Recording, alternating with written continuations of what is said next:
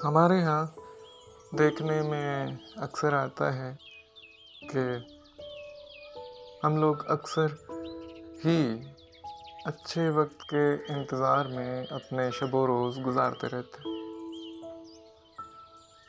मतलब हम ये सोचते हैं कि एक वक्त अच्छा आएगा, एक वक्त मुनासिब होगा, तो उसमें हम ये काम कर लेंगे।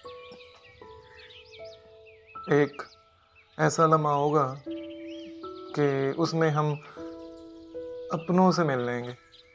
एक वक्त ऐसा होगा कि जिसको हम खुल के जिएंगे, जी भर के जिएंगे, खुशी मनाएंगे, झूमे नाचें गाएंगे, सेलिब्रेशन करेंगे, साथ बिताएंगे अपनों के वो लम्हे अपने हम।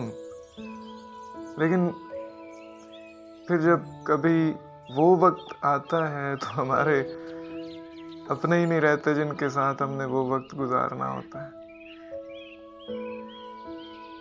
फिर हमें अफसोस होता है कि यार वो वक्त होता जो हम गुजार बैठे, तो आज हम उसे गुजारते, हालांकि वो तो गुजर चुका होता।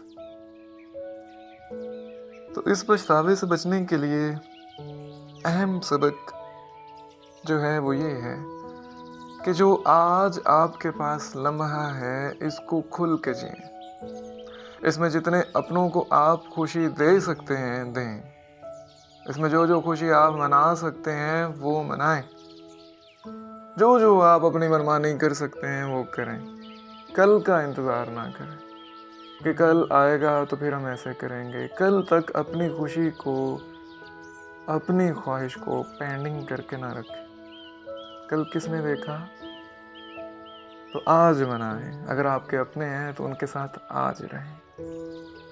अगर आपके पास कोई लम्हा है तो उसको आज सेलिब्रेट करें,